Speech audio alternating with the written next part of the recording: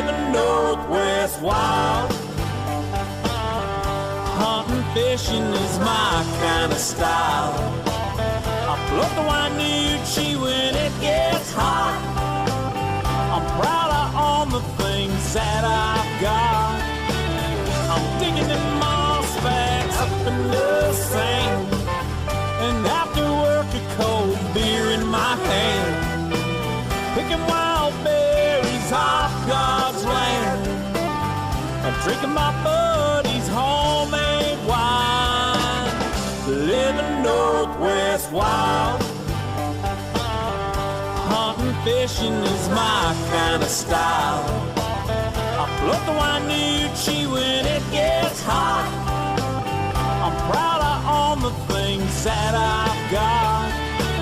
I'm digging in moss bags up in the sand, and after work a cold beer in my hand, picking wild berries off God's land, and drinking my buddy's homemade wine. In the Northwest wild.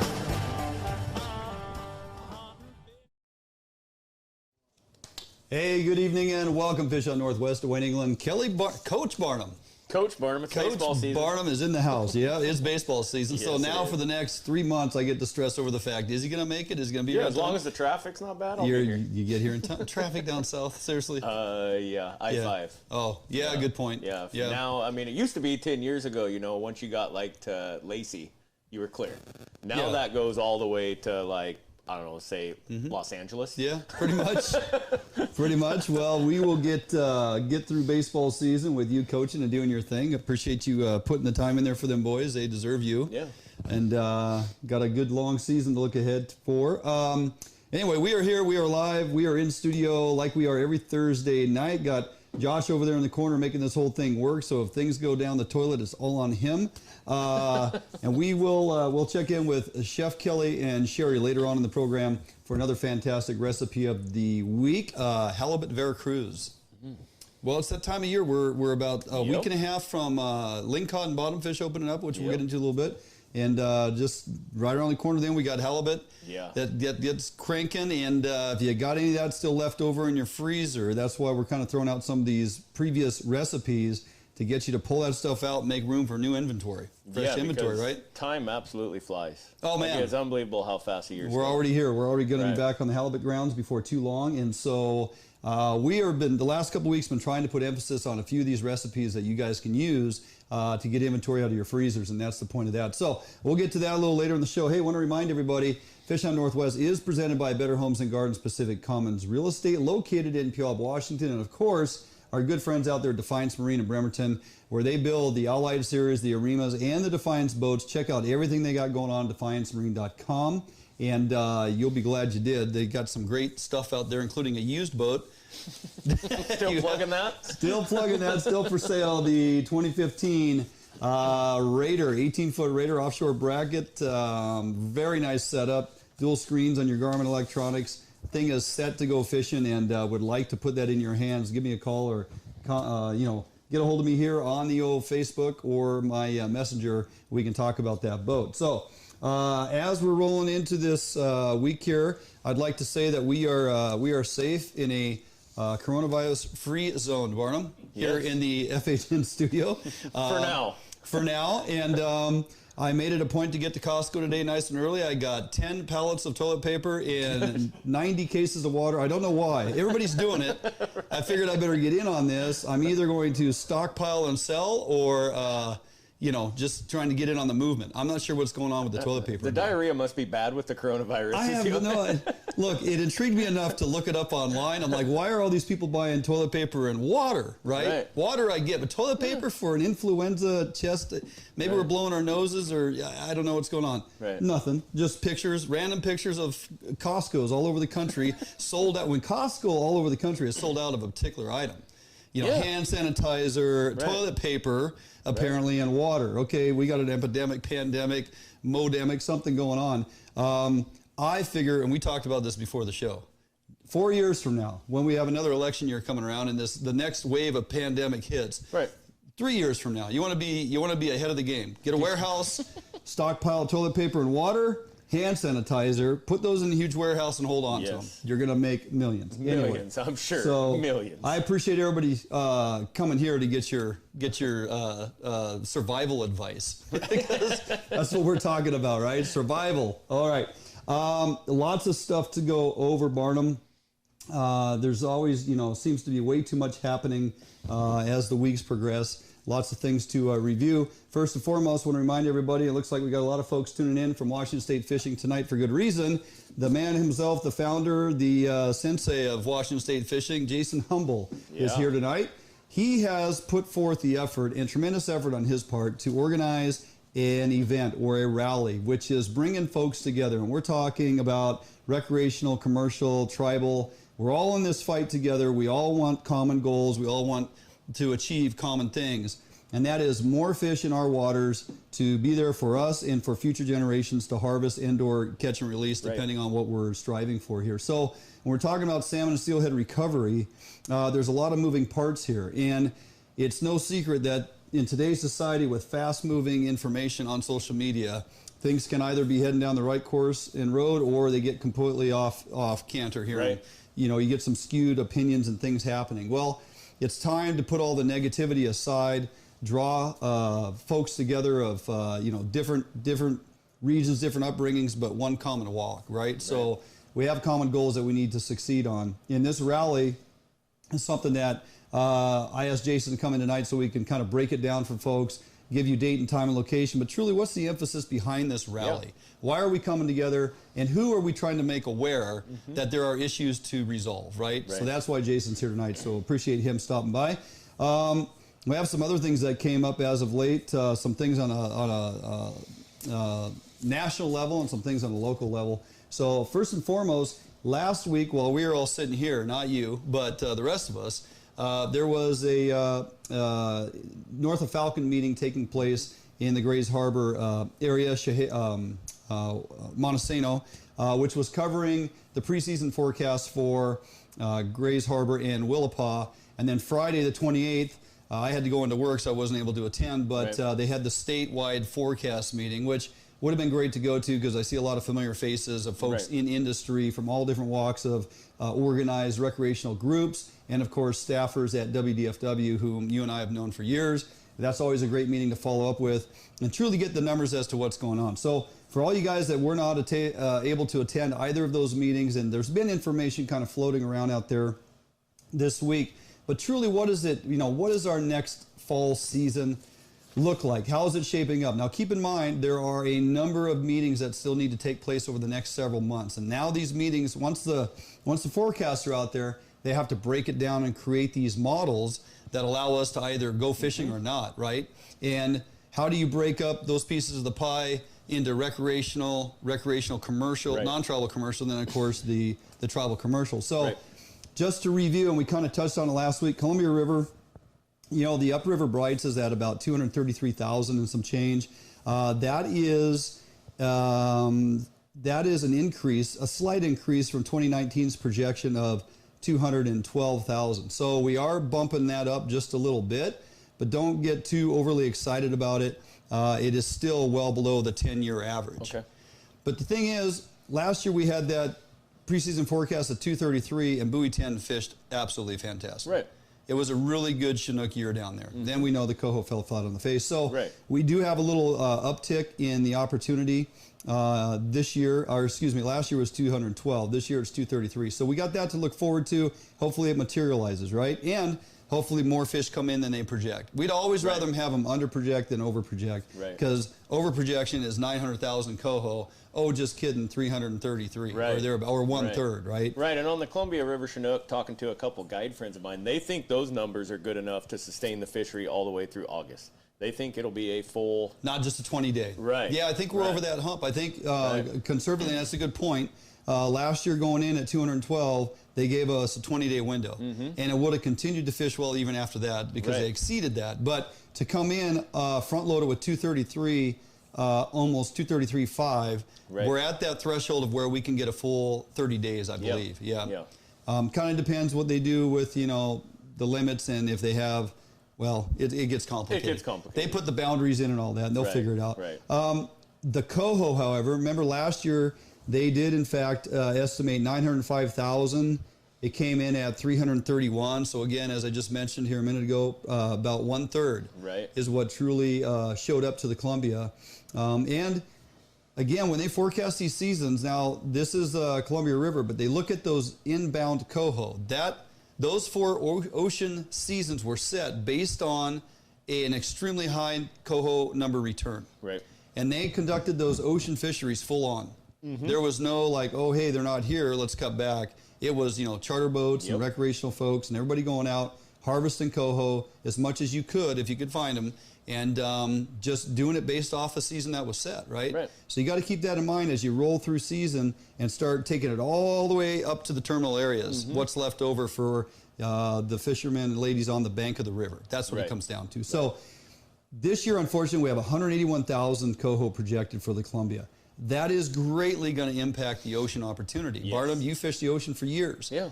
And you know how it is when you sit in these North of Falcon meetings and you have recreational folks and especially these charter fleet, owners and captains are like, we want our fishing opportunity. Right. Sometimes the numbers don't allow you to have that. It is going to be very complicated to manage these fisheries and conduct these models. Yeah, I don't think we'll see the ocean areas open 7 days a week. I'm guessing it's probably going to be a, whatever their Thursday, Friday, Saturday thing or something like that, like they've done in the past. Kind of like how they modeled the Springer fishery this year. First time they're trying it, as they get into April, they're going to be on that Thursday, Friday, Saturday. They're going to give you a 3-day window with 1 day being a weekend, obviously. I would always strongly advocate that we throw a weekend day if they're possible, because it's not fair just to put it on weekdays for all the working folks. So I think you're right. I think they're going to have to really, it may be a 2-day per week or whatever the window is, right? So some of those areas, they will burn up their Coho just going after Chinook, right? So you'll have catch and release mortality associated with Coho, which if you talk to charter captains, a lot of folks fishing out in the ocean for years, is extremely high. And I think WDFW still has some work to do and needs to collect more data in the ocean to understand truly what the mortality rate is on catch and release on wild fish. It's really tough in the salt. They're very, very... Scales come off. They're easy on the predation if they kind of go swimming sideways a little bit. And so there is still a lot of unknowns on the catch and release mortalities related to Coho on these wild fish. There have been many who are advocating for 2 and out or 1 and out, whatever the limit, whatever the preseason, whatever the preseason forecast would let you sustain a fishery as far as catch and keep. They're just saying, just get your 1 or 2 fish and you're done. First fish to the boat, call it. Because the catch and release mortality is too high. So again, ocean quotas will be interesting. We'll keep eyes on that as we work through our North of Falcon season, and those meetings continue to happen. Puget Sound, we got roughly 523,000 hatchery Coho are expected, which is down from 2019 where they had 737,000. But again, we never hit that. And I don't have the number of what it did settle out at, but you remember by September, by the 3rd week of September, we dropped it to a 1 Coho retention limit, which just kind of dispersed everybody off the waters anyway. And then we had a number of terminal closures and non-retention and all those things. So we didn't even come close to that 737,000. The fact that we're coming at 523, again, let's hope we're under, and let's hope it actually overperforms that a little bit. I got to think I don't even know if we hit that number last year. Because if we got 1/3 of the Columbia River fish, if you take 1/3 of 700, we're in the 250,000. Which makes sense, because all September long it was just, when the rain gets here. The rain gets see here. them. But then the rain showed up and the fish weren't with the rain. We still didn't have any fish, right? So we are okay on Chinook, 256,000, but it's actually 12,000 down from last year. And Chinook fishing in Puget Sound was relatively pretty strong last year. We had some really good days after the openers up around areas 9 and 10. Lots of good Chinook fishing, and they were great size too. Really healthy fish, which was prior to the Coho showing up, and we even talked about it on this show. Oh man, Chinook fishing's so good, and they're so healthy and big. I can't wait till the Coho get here. They're going to be monstrous, right? Didn't quite happen. So as we roll along here, get into Grays Harbor, Willapa. So the interesting thing about the harbor and being involved on committee out there for a number of years, you hear a lot of terminology referencing 3 of 5. So 3 of 5 is meeting escapement on wild fish 3 of 5 years. And we have finally done that on the Chehalis natural origin Chinook, or your wild Chinook. We've made escape in the last 3 out of the last 5 years. So if the numbers are there, you can actually have discussions that would reference harvest opportunity if the numbers are there. And of course, the hatchery fish coming in, they have a few thousand hatchery fish coming in. They only need a couple hundred for hatchery take. So there's opportunity possibly there. Chehalis Coho, we've made escapement on the wild fish 3 of the last 5. But again, those fish, they turn the corner at Westport, come into Area 2, and they find their way up into the Chehalis and the tributaries. Just going to have to see how that all breaks down if we have a coho opportunity when you get into main stem Chehalis, or even out there in Grays Harbor and the tributaries, of course. Hump tulips, coho, wild fish, still in the toilet. Just cannot get those things to bounce back. We have not had a wild fish coho opportunity out there on hump tulips for years. Coho, hatchery coho, yes. Wild and hatchery Chinook, yes, but wild coho, just not going to happen. And the Grays Harbor overall chum fisheries have made escapement the last 3 of 5 years. So going into it, the numbers look pretty decent. For fall Chinook, Grays Harbor, hatchery, we got 2,100 fish, and they only need a couple hundred. I'm very curious as to how they're going to break those out in the model. And again, some of those were a couple thousand over on, actually we're 1,390 over on wild fish, which gives you about 500 fish per side, but it's like, okay, are your encounters, if you open up a fishery for coho in Grays Harbor, are your encounters with the Chinook where you burn through your 500 fish? So something to keep mindful. These are the preseason numbers, and they'll continue to build and create these models of opportunity as they move forward in the north of Falcon. Many more meetings to come. But that's how you find out if we even have opportunity. That's where you can look at and say, how's this year compared to previous years? Are we is it gonna suck, or are we actually gonna have opportunity? So, and we have to have a little bit of hope. I mean, if we don't have hope at this stage, man, it's gonna be a long year. You have some Willapa numbers? Anything worth mentioning? Or? I do have the 2020 Willapa Bay forecast. Chinook, they're looking at 31,000 total. That's 28,000 hatchery, 2,900 natural origin. For coho, they're expecting almost 70,000, 51,000 hatchery, 17 natural, and then chum will be up near 40,000. Very few hatchery chum, only 959 expected, and the rest are all natural origin. I don't think the hatcheries do much chum production at all anywhere in Willapa now. Not down there. So yeah, and it kind of, it's that natural origin escapement that we're talking about. I mean, they need to get 1,700 back to the hatchery, and they're projecting 2,900. So I mean, they got to have at least over half of those fish get back to the hatchery. So it's tough. It makes the natural. Definitely not going to be keeping natural origin Chinook anywhere in Willapa. So I mean, those numbers aren't horrible. I was kind of going through charts beforehand and looking back through the years, and I mean there was times in the early 2000s, 2005, 2006, where Willapa was getting 80 to 90,000 Chinook back. But 30,000 fish isn't bad. No, 30,000 fish is not bad. And so anytime we see numbers bouncing on the uptick, and in some regards, on some of these, we have a few more fish than last year. So that's a good sign. And they're not giving up. They're not giving, at least in this forecast that I have there, they're not giving the breakup from, Nema, Nacelle, Willapa, where those fish are going. But as far as the Chinook go, most of those fish will be going to the southern hatcheries, to Nema and Nacelle. Because the Willapa cut their Chinook hatchery production by 90% a few years ago. And I know that number is being bumped back up. I don't remember the exact number, but they dropped it from 3.3 million down to 300,000. And I think it's somewhere like 600,000 to 800,000 smolt release now. So, I mean, there'll be more Chinook coming back to the northern hatchery than past. But it's still not going to be like it was. Well, the one thing I didn't pull out is they have the numbers of all the fish increases, 26.8 million additional fish. We're talking Chinook, some coho and chum, both WDFW and tribal in agreements. This is all secondary to the Orca Task Force and the uptick in numbers of fish that they're going to be planting. And they're all over the state, well, not all over the state, west side, for the Orca program. So 26.8 million more fish, not all Chinook. Again, partial, you got some coho mixed in there and you have some chum. But the good news is it's 26 million more fish. The bad news is it's 1 year. So how we get this to continue as far as more hatchery production, because the orca's got to eat like the following year as well. Yeah. It's not just a one and done, right? So we'll have to see where that goes. If they can introduce some language via legislators or whatever, currently Inslee and the task force, if they reconvene and continue to work on this model, and they're like, we have to sustain. WDFW told me they were going for 50 million. They're going for 50 million, and they came to agreement. They settled at 26.8. So step in the right direction. Right. Can we sustain it there and or bump it even more? And can that be an annual increase that we need to sustain based on the needs of the orca? And every recreational angler in this state is going, God, I hope so. I hope so, yeah. And if absolutely. And if they increase that year over year, I mean, and as the orca population recovers and gets healthier, you're going to think that they're going to have to increase that to stay caught up with that, or we're going to do the same thing. Yeah.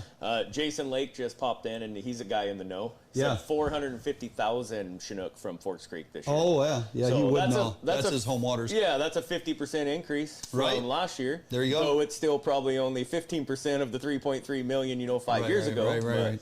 It's still, it's creeping up. Yes. And Jason and his cohorts definitely want to see that continue to go up for sure.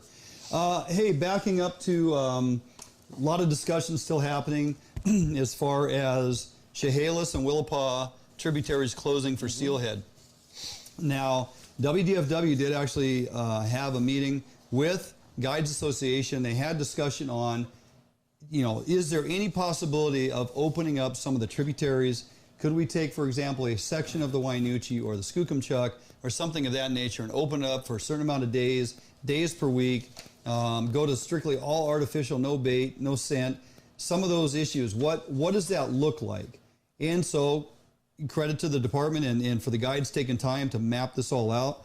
They had a lot of good conversations, and some of the ideas were leave the Chehalis open from the Skookumchuck down to Gavin Road Bridge for opportunity to catch Skookumchuck hatchery fish. And so you throw that into the model and you take a look at it. And the reason I'm explaining this is so folks that aren't in the know on this stuff and how this works, I want you to have a better understanding that you can't just go, yeah, that's a great idea. Geographically, that's a great place. People have good access, and that should work. There's a lot more layers to it than that. So the proposal is to target late-timed hatchery origin steelhead running in the Skookumchuck. The impacts to wild steelhead will occur given that 33% of the total Chehalis Basin wild steelhead are returning to the Skookumchuck. Okay. So when you go, well, can we fish this tributary or that one? What's the impact really going to be? First and foremost, you go, well, 1/3 of the wild population returning to the Chehalis Basin. Remember the last couple of weeks, we've stated that it's managed by basin. So what does that mean? 33% into that particular little stretch of river.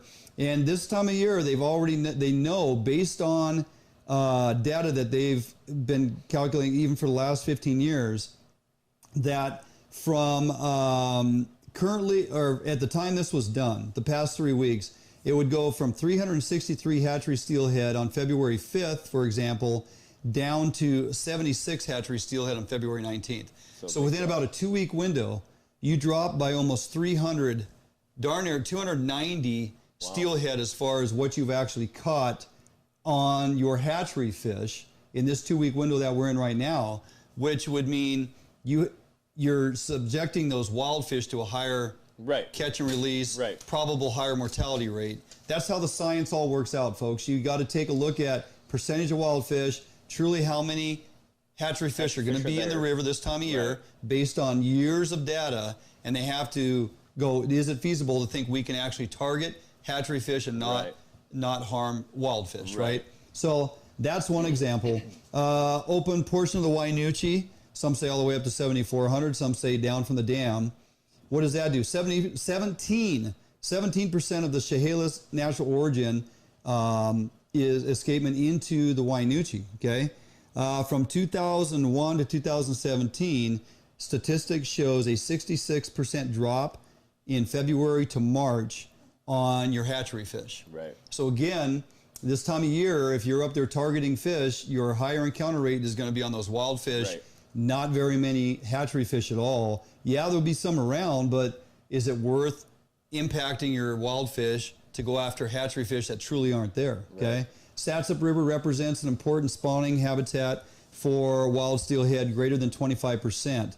And again, if we're going to target that with any of these measures, whether we go artificial lure, no bait, maybe it's from Tunro Branch down, or maybe it's from West Fork down, what are your impacts? Because you got to think from West Fork down. Well, is there going to even be that many fish? Because they're, they're heading up for spawn. But your encounter on those fish are predominantly going to be wild because it's very low percentage of fish in the river.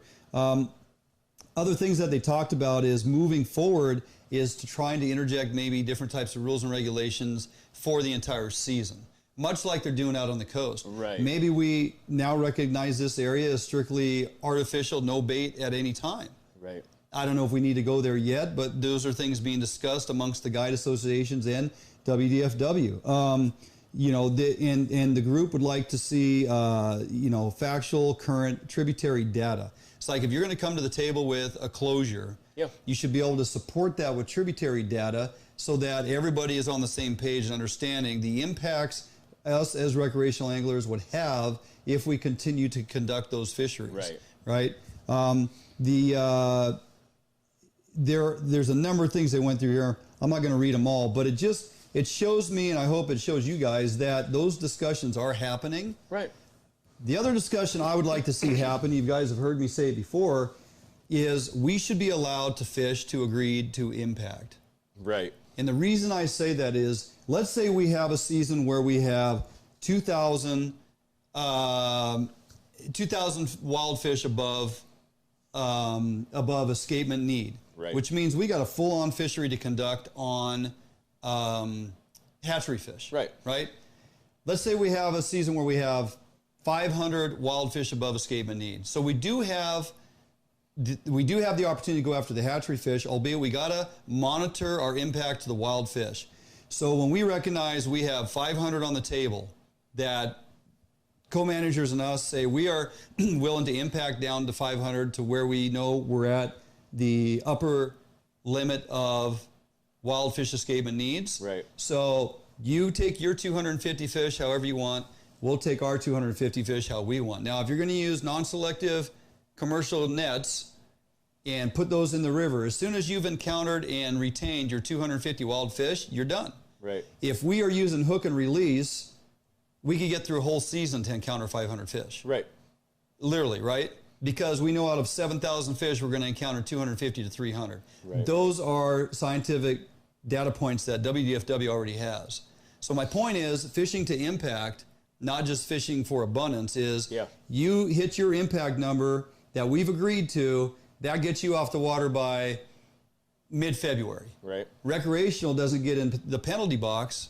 We get to go all the way into end of March. For God's sakes, we could maybe even extend that now into mid-April because we're not impacting wild fish at the same rate. Right. And that is my stance on fishing to impact. And I think it's something that folks need to start considering, because the way we do it right now, when we choose to use completely different methods, is putting us in a penalty box that we don't deserve to be in. Right. Would you agree? Yes. Just food for thought. Reference to the Willapa, a lot of folks were complaining because you felt there was a lot of fish to go after, and in some cases the fishing was pretty good. A buddy of ours was down there catching multiple fish a day and doing well. I was trying to figure out how to get down there with my pontoon and sneak on in there and go get me some of those fish on some of those small trips. But as they looked at this, they had not made escapement in those Willapa systems, and it is also managed by Basin. 13 years, Barnum. I know. They haven't made steelhead escapement in 13 years. Now, something to keep in mind is Region 6 office is staffed with new folks, okay? New director, new fish program manager. They're taking a look at historical statistical data, and they're saying, hey, what we're doing ain't working. Right. We got to stop the bleeding at some point. We're going to piss people off in the process, but for the betterment of our fisheries and moving towards the future, we got to do something now. Right. And when they can get the co-managers to jump on board and say, hey, we're not putting nets in February 1. Now you're standing there holding the knife going, okay, what are we going to do? I get it. Is it fair? No. Do I want to see more negotiations towards fishing towards impact? Absolutely. And that's something we should all pursue, knocking on the door at WDFW, to allow us to have opportunity on our fish that are there when we should be given opportunity. Right. Not in this current state this year because we're well below escapement. But when we have opportunity, we should be able to fish and conduct our fisheries wholeheartedly. Right. I had put a little random poll out because of how many people were kind of pissed off on the closure. And I had thrown it up on the Facebook page. It gathered quite a bit of traction. And I basically just put it A through F. WDFW is full of it. There are plenty of fish. And I was asking people just to say, hey, which one do where do you stand on this, right? WDFW needs to plant more hatchery fish. That will solve all the problems. At this point, due to the number already closed and the added pressure on those remaining rivers open, close them all down now. Get aggressive on bird and pinniped predation. E was ocean conditions, and F was other. And basically, overwhelmingly, it was B and D. People say WDFW needs to plant more hatchery fish that will solve the problems. And D, very much support for get aggressive on bird and pinniped predation. Right. And you guys are spot on basically carrying the flag forward as far as the two most critical things that need to start happening to help recover our fisheries. And we're going to talk about even more of that with Jason later on as we get into the show and the rally and things we're talking about. But that is pretty much spot on in the direction this stuff needs to go. So before we jump out of here, do you want to mention the Oregon Department of Fish and Wildlife canceling a couple of hunts? Right. Press release from ODFW. They are canceling 5 600 series deer hunts, meaning hunters will not be able to apply or draw the tag in 2020. The cancellation area is in the Blue Mountains. It is unit, basically hunt numbers 649A, 654A, 655A, 655B1, and B2. That is due to EHD. EHD has taken a little bit of a hold there in a lot of the ranchers. Most of this is all private land hunts in that area. And a lot of the ranchers were finding a lot of dead deer. So they reported it to biologists. Biologists came in, tested the deer, found out they had EHD. And so just as a precautionary, said, you know what, let's not hammer a bunch of does in here this year. Let's just give them slack, let's let this disease run its course, see if we can recover the deer population a little bit and take a year off from harvesting does. Is it one that will continue to spread? EHD, if I'm remembering right, and I haven't looked into it for this purpose, but if I'm remembering right, just from the whitetail stuff, usually caused by drought conditions. Oh, okay. And just deer being funneled to, water areas where they're all kind of drinking out of the same water and spreading. Yeah. If I'm remembering right. So it's the coronavirus of the deer population. Yes. Gotcha. So, I mean, if you're in that area and you see a couple deer run by with a whole bunch of toilet paper, it's probably something's just going down. Ready. Yep, gotcha. They got it covered. They're preppers. They got it. And I believe most deer over 65 are the ones subjected to this because there's a lot of deer at 65. Yeah, absolutely. Those are the big ones. All right, we're going to jump out for a quick break. When we come back, Jason Humble is going to join us here in studio. We're going to talk about what's going on with Washington State Fishing Group. And, of course, we're going to talk to him in depth about the rally that he is organizing for April 3rd, 1 p.m. on the steps or the stairs, depending what you stand on, at the Capitol building here in Olympia. So don't go anywhere. Sit here through the break. We'll be back in a couple minutes with Jason Humble, Washington State Fishing Group, right after this. Marine is the one-stop shop for the Pacific Northwest angler. Whether you are looking for a small skiff to fish the Sound or rivers or a huge offshore tuna machine, Defiance Marine has it. At Defiance Marine, be sure to power your boat with a Honda outboard package. Take advantage of the reliability and 5-year top-to-prop warranty on your Honda outboards. Our service department is always here to help and serve you as the customer. Did you know Defiance Marine has boat financing experts to help get you the best term rates on your new boat purchase? If you need financing for that new boat, call us today. We guarantee the best price, best service on a repower for your current boat. Defiance Marine is a Honda Premier dealership and one of the largest on the West Coast. Defiance Marine also carries all the gear that you will need. Everything from auxiliary kicker motors to fishing tackle and bait. Defiance Marine has certified technicians that are top-notch at their job. Some of the best in the Pacific Northwest at evaluating your boat issues and problems. Stop in today or give us a call for all your needs at Defiance Marine.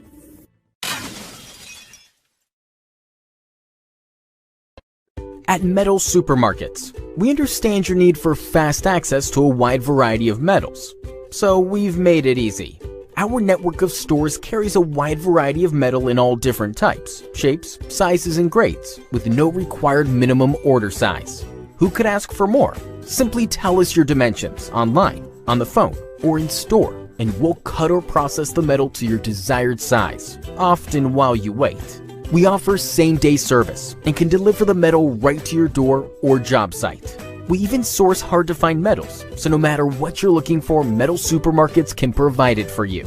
And we're conveniently located with brick-and-mortar stores in Seattle and Portland, so you can check out our extensive stock for yourself. Superior customer service is guaranteed. Quality service from real people who know metal.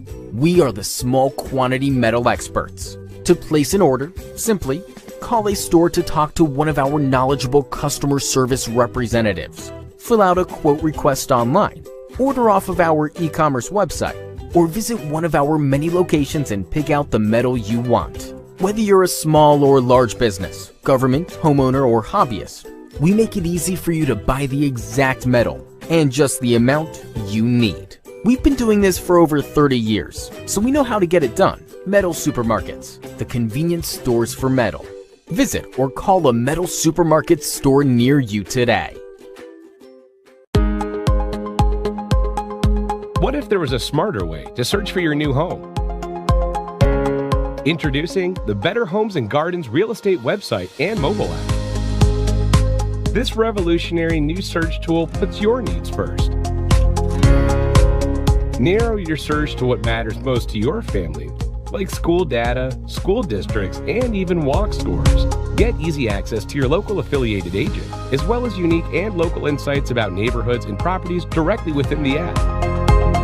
With synced and saved preferences, you'll always pick up wherever you left off. Get your smarter search started today with Better Homes and Gardens Real Estate.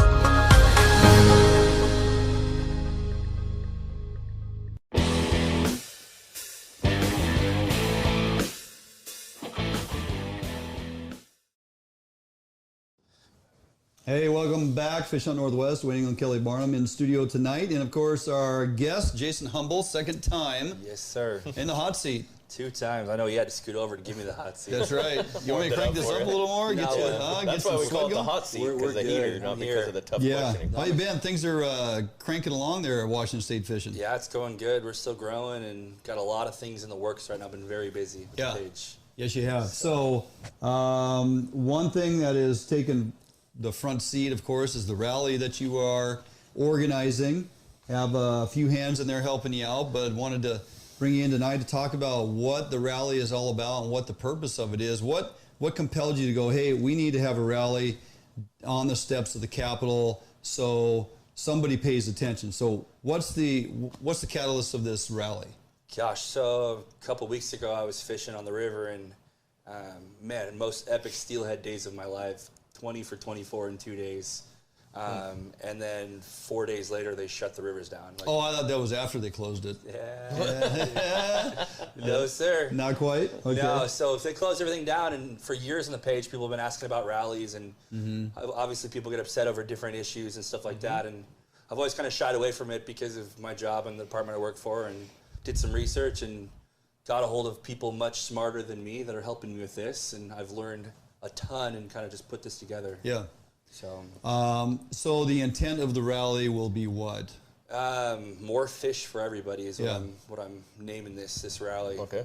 And getting everybody from tribal, commercial, sportsmen to work together for one common goal, which is easier said than done, but it's coming together very nicely. Well, everybody wants more fish. Right. Everybody has different ideas of how to obtain that, how to get there. Everybody has different agendas. That's the hard part, too. You know, one thing that we are definitely consistent at here in Washington State is when you think we have enough organized recreational or commercial groups, there's always room for more. And we continue to just build and add more groups. And everybody has kind of their own agenda, and everybody kind of is... Good things are being done. And Absolutely. Whatever group you may be affiliated with or associated with, great, but at the end of the day, at some point, all these groups need to come together and go, what is the top 3 priorities? Right. And how do we accomplish number 1? And once we accomplish number 1, how do we all collectively accomplish number 2? And I've been saying this for about a year now. It would be really great if a handful of leaders from PSA, CCA, NSIA, some of these other groups, subgroup committees that are now forming, some of these other, save this fish, bring back this orca, kill this seal, whatever your, whatever your motivation is, that we all come together at some type of 1 or 2 day convention, gathering or whatever it is, somewhere locally here, west side, east side, I don't know, but for the common good, right? So this rally is kind of an opportunity, as you mentioned, for folks, whether you're recreational, commercial interests, or tribal, to really come together and show some of the decision makers that we all want the same thing.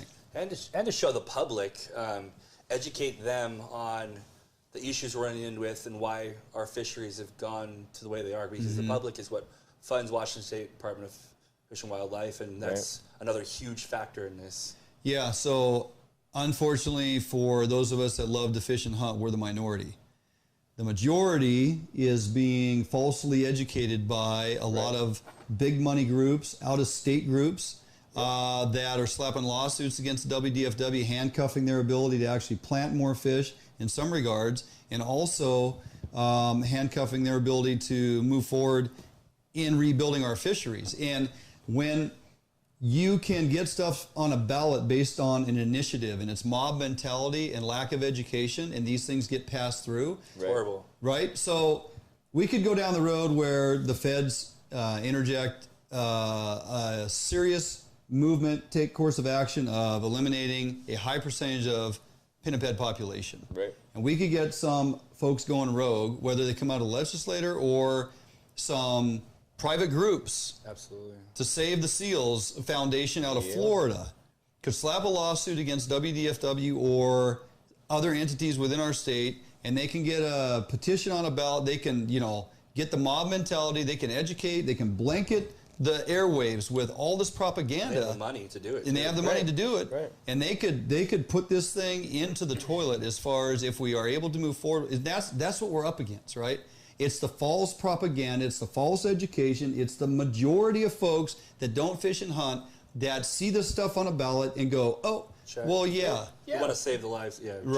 Right. So part of what you are saying is so important, that we come together united at the Capitol, not just to get the legislators to understand, not just to get WDFW to understand. I think for the most part they know, they know what we want, and more so if we can get news media there to coverage this and just make sure the general public understands, hey, we are in some serious times here that we need to turn around. Very desperate times. Yes. And I've been working on all of those the last 2 weeks after this whole rally came up. And I have some speakers lined up, including yourself. We've talked about you. I don't know if I'm going to speak. I don't have much to say. Dwayne will be there. I'm a man of few words. I have very few things. A couple other speakers you mentioned. I have Ron Gardner. He's PSA, president of the PSA chapter, of the whole entity of that. Kerry Hoffman, Ray Vermillion. These are guys that are... Yeah. And I've learned so much from the four of you guys in the last 2 weeks. It's been mind-blowing. Well, as I alluded to in our first segment, hatchery production, tremendous increase in hatchery production, but the predation issues need to be addressed and handled in short order, right? Right. And our guest last week, David Trout, reminded us again here via message that hey, we got to keep in mind, as he portrayed last week, that the bowl is full, right? We can't add more fish if the system is full. We're maxing it out right now with what we're putting in. So to simply add a bunch more fish isn't going to do a lot of good. But his point on that means is we can make more room, but you got to start eliminating something. And two on the top of my list are birds and pinnipeds, right? 100%. We start removing a lot of birds and pinnipeds. We now have a lot more room for fish. We increase habitat. We have a lot more room for fish. Some of the ones that are more short-term, faster result would be removing the predation. Right. We know big-ticket items like habitat is going to take a number of years. Those that are under the theory of removing the earth portions of 4 dams on the Snake River, huge monetary commitment, long-term investment, it's going to take a long time to see the results, right? Immediate actions are things like more hatchery production and, of course, removal of predation. Right. So how many people do you think we're going to get out come to this thing? Oh, gosh, I hope we have a ton. I've been working on this for a long time, multiple groups, people reaching out from me all over the state, legislators. I'm hoping for at least 500 to 1,000 people, which I run a group of 41,000 people now. Right. My problem is a lot of people get on Facebook and they're upset and they comment and yell about it, but I need people to show up to this rally, and we need the numbers. You can get on the keyboard and you can bang out a bunch of expletives and you can, tell everybody how mad you are about the way things are going. But if you truly want to make a difference, you show up when you have opportunity to come and just learn, listen to people talk about the true issues, so that when you're having conversation with other folks and other groups and other parts of your life, you can help educate them as to truly what's going on. Right. I think it's important that, a lot of folks may have to call in sick Friday afternoon at 1 o'clock, but if it's worth it to take a day off work and come down there and rally, or come down on your lunchtime, or whatever you can do to show up and support, we need to start working out some of the logistics things you were saying. Like Larry Stamp made a point on here tonight to remind everybody that parking can be a bit of a problem, and I can attest to that. It is not fun to park around there. Right. So for some of your organized groups, perhaps come up with a meeting point, whether it's in Puyallup or down the Squally area, or here in Tumwater, south in Chehalis, or wherever you might be, and get together with groups. Park in some of the larger parking lots at some of your commercial properties, and carpool up. However we can get there. We need as many people as we can get there.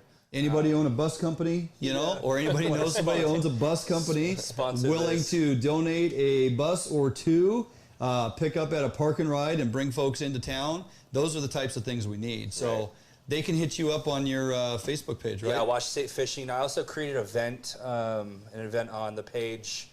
Please click that, share that, copy that link. If people don't have Facebook, screenshot the details of it and the date and time, and send that to everyone that is going to be affected by this, because only together as a group we can make this happen and make it work the right way. Yeah, Matthew Messing says, let's get the Carpool Network going. I've got room for 3. Well, there you go. So there you go. Let's bring in 3 more people. So I think, right good point, Matt. I think that's what's going to take, is folks just kind of pulling together. Everybody is friends with everybody on Facebook. So within your social network, you need to get it out there and say, hey, join me on this day. I'll drive. I can take 3. And let's start loading up some vans and get some van pools going and some cars and get folks down there. That needs to happen. And people who are tired of the direction we're going, there's a number of things that we need to kind of make known. And Ron Garner at PSA wanted folks to know that hatchery production of Chinook and Coho has been cut by 160 million fish annually between 1992 and 2016. Wow. And we are experiencing, typically an annual return of 0.05. That's less than 1%. Wow. Okay, so again, we can add a ton more fish and overfill the bowl, but until we really address the other issues going on, that's just a piece of the puzzle that won't have a huge success unless we attack these other areas as well, right? We have a ecosystem completely out of balance. Totally agree with that, Ron. The other issue that's been noted, and we've talked about it a few times, Barnum, is as we've cut this enormous amount of hatchery production, and the predation has just been left unchecked and allowed to get out of balance, they're going to keep eating. Right. And if the only thing is out there is wild fish to eat, they're going to keep eating. Yeah, they don't look for fins. It really makes it hard to get our wild fish numbers back when they're being consumed before they ever hit the gravel. There is safety in numbers. There is safety in numbers. Or even before they hit the salt. I've gotten videos and pictures of birds full. Yeah, it's right now. Full. I mean, I was driving to work this morning, and the cormorants on the Willapa were just feasting. Flocked. I don't think people understand how much. And it's the gray and harbor seals too. Your smaller pinnipeds that chase down and eat smolt. Right. 100%. Flat out eat smolt. And so it's a multi-pronged approach. We can't do this alone. We need everybody to show up. Got a lot of folks on here tonight. I want everybody on here tonight to take this message that Jason has put on Washington State Fishing Group And if you're not a member of there, get on there and start following this information. And if you are a member on there and you're not following us, get on here and follow our information, because we're cross-pollinating a lot of this stuff, trying to encourage folks and educate. And we've been sharing a lot of content back and forth, right? 100%. Then put a lot of stuff out there, educational pieces for people to follow and weigh in on. And it's important to share that information. So I think you're doing great things. I think you're heading down the right road. And we definitely got to keep building this thing. We're less than a month away. Oh, it's coming up quick. Right? Yeah. So, and I got a letter today from someone that worked for WDFW that said that the word of this rally is now spread through the entire department. So good. It's being seen by on their everyone radar. it needs to be seen by. Perfect. Right. And I'm working on media outlets. I've got King 5 in Como, and they're dealing with this whole like flu epidemic or something right now, and in toilet paper. So they're working on getting back to me, but they're a little busy right now. toilet paper, and water and pills and whatever. Did you imagine when you started Washington State fishing that you would be able to organize a rally like this and get the reaction that you have? No, I was surprised. This thing blew up bigger than I could ever imagine. Yeah, it's fantastic. And it needs to. It does. It does. We've been scattered for far too long. We've all been kind of, weighing in on things that affect us on our own fisheries. It'd be real easy for me just to stick to Gray's Harbor. Just go, hey, whatever affects Gray's Harbor affects me, and that's all I care about. Right. But if we start opening up our mind a little bit and look at it as a statewide issue, 100%. not just West Coast, the East Side guys too, they got to fight in this, because those fish, especially that Columbia River, it connects Washington, Oregon, and Idaho. Yeah. And collectively, the three states need to come together in how we rebuild those fisheries in the future. So a lot of good things going on. If you guys got questions, keep popping them on here. We'll try to answer as many as we can. Continue to follow Jason and his gang over Washington State Fishing. Get on to Fish Hunt Northwest throughout the weeks, and we'll continue to feed you information and get this up and going.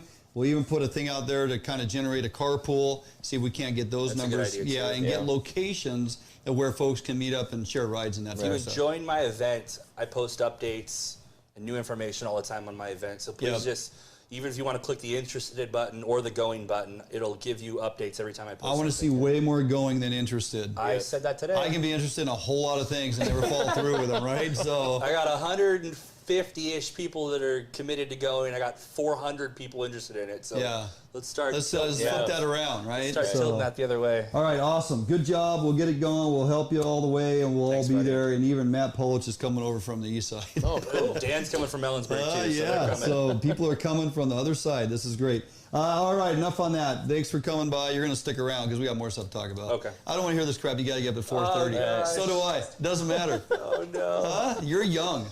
Yeah, okay. I'm going to be back there for a minute. And then There's Go a get bed some upstairs. oxygen.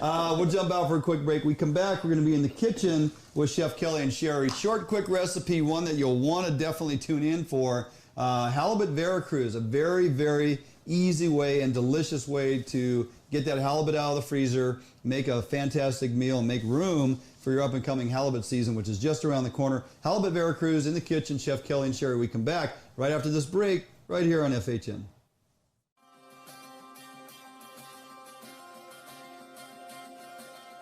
Allied boats are built by West Coast fishermen for West Coast fishermen. Deep V 21-degree dead rise at the transom guarantees a smooth ride no matter the conditions. Allied offers all of our boats with Honda outboard packages so that you can take full advantage of the reliability and 5-year top-to-prop warranty from your Honda outboard. Allied boats range from 19 to 32 foot in length, so no matter what type of heavy gauge boat you are looking for, we have it for you. All of our Corsair 21 foot and larger designs come standard with reverse chine that is welded inside and out with no extrusions below the waterline, so that you will never have to worry about corrosion problems down the road. Get out on the water today in a boat that you can trust and enjoy with Allied Boats. Contact us at Allied Boats today to learn much more about our incredible fishing machines.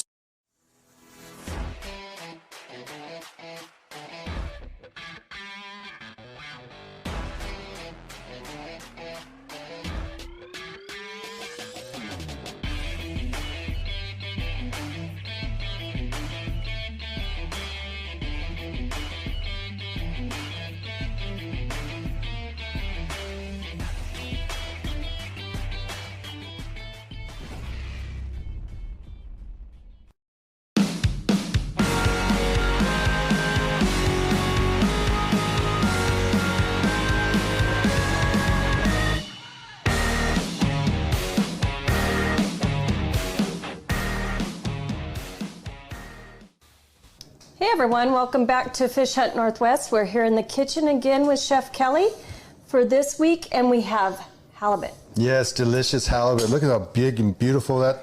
Yeah, I'm so Chef, jealous. did you get that? Shut up, okay? I think It was that's killing me. Dwayne or Jordan. Or, Yeah. Okay.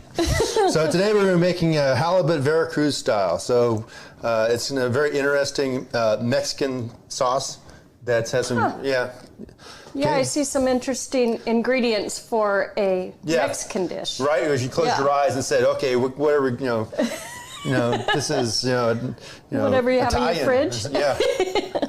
Okay, so let's start with our halibut. We got our pan hot, ready to go. Okay, and I see you're using the cast iron so it can go straight in the oven. Are we putting that in the oven today too? Yeah. Okay. Make sure you season this a little bit, because a lot of people go a little too light on their seasoning. Yes. Do not be lazy when you're seasoning. Yes, and season both sides. Okay. So, get some oil in the pan. As you can see, nice and hot. You can see it sizzling away. Always lay your fish down away from you. Okay? Don't do the dropping. You're never gonna beat it. I promise you. A little less mess too. Right? Yeah. Okay, so while that's searing away, I got a little oil in the pan. So we're gonna start with about a quarter of a yellow onion diced. Okay, about one fresh jalapeno. Like a small size, medium size. Yeah. Yeah. And I've done a lot of research with other people, and you'll see some guys will say, "Oh, well, let's use a canned jalapeno." Yes, you can use jarred jalapenos. That's fine. And you put some garlic in there? Yeah, and I put about a tablespoon of garlic in there. Okay. So yeah, you can use some jarred jalapenos. That's fine. Just whatever's available to you. Now, and you can't really judge a jalapeno, right? Because not until you bite into it. Yeah, and that's one of the problems with a jalapeno. It's not a given about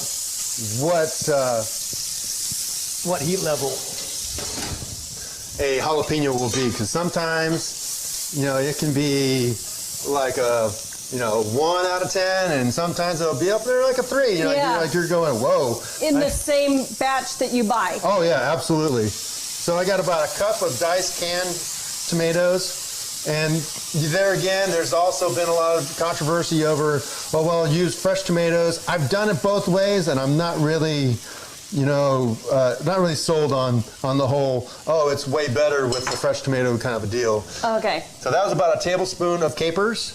Okay, we're going to add 2 bay leaves. This is about, we'll say 5 sliced green olives in there. Those are those large green olives. Yeah. And we found some with jalapenos and garlic in them. Right, but most of the time, the ones you're going to encounter are going to be the ones that have the pimentos in them. Yeah. Right? Okay. Okay, we're going to add just a little bit of water just to give a little bit of liquid in there. But you can use, chicken stock or fish stock if you have it, or maybe clam juice, if you want to go that route too. So. Okay. Yeah. So you put that in the oven at what degrees? Do 400. 400. And just kind of watch it. Okay. Okay. And we're going to let that simmer down, Chef? Going to let that simmer and get it all nice and good and happy. Okay. Well, then we'll go ahead and throw it back to you guys in the studio while we do that. Yep.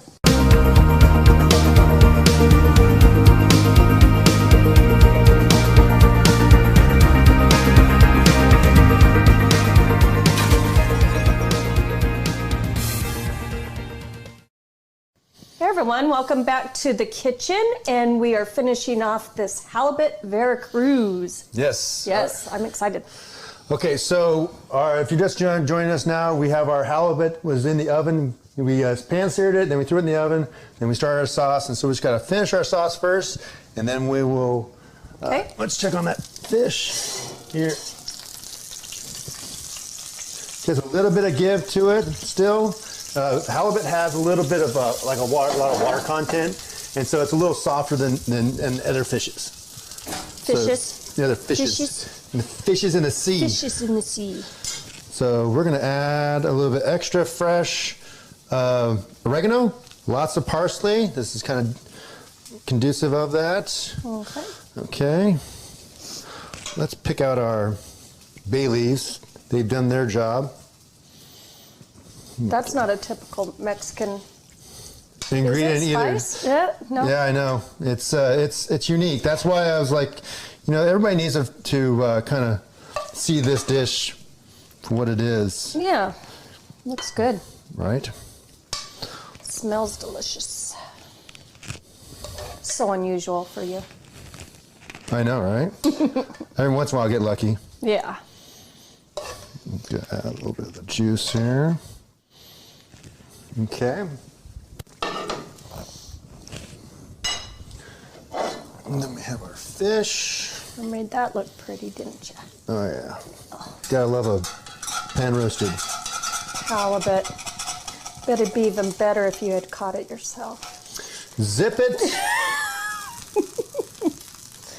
There's not too much I can give you a hard time about, so I'm just going to have to do that. Continue. You gotta get your licks in when you can, yeah, huh? Yeah. Okay. So we're just going to garnish with a little bit of parsley because we did have parsley on there. Let's do one. Looks great. This time. We'll just add a little bit of fresh olive oil on top too. Just a little bit of drizzle and drizzle around. Oh. There you go, guys. Because, I don't like it when you cook extra virgin olive oil too much because it kind of loses its flavor because it's a really volatile, flavor to it. So, how long do you think you had that halibut in the oven? Probably 10 minutes, but it just depends on the thickness of your fillet. All right. Okay. So yeah, you can see how beautiful that is. Wow. I mean, that is just restaurant quality right there, guys, and you guys have the access to it here in the Pacific Northwest. Should fully on take advantage of it. And it's halibut Veracruz. Veracruz. Yes. Okay, well, we are certainly digging in. You can. Keto. Yeah, I can. Yes, absolutely. Okay. All right, well, while we do that, we will throw it back to you guys in the studio. Yes, I can.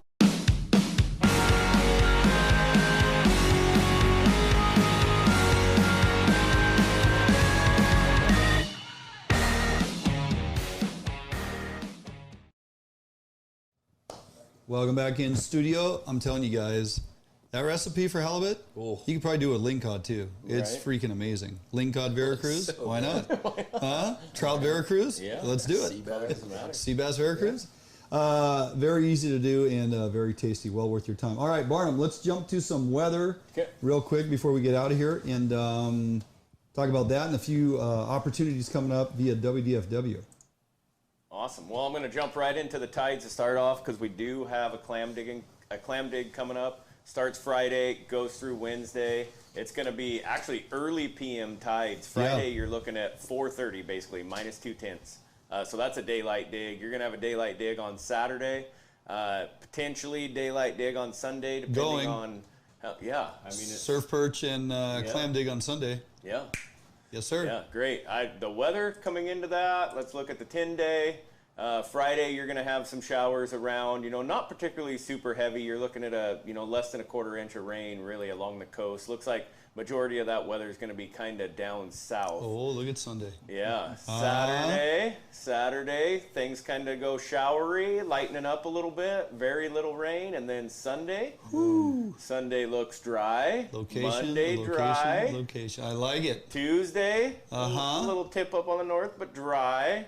Yeah, I mean, next week's looking really good. Really nice. Really good. Later on, we come back. We're going to be in the bait lab. We're going to actually cover some techniques and tricks for Surf Perch, as you can couple that up with your clam digs coming up. Because Barnum, we get into April.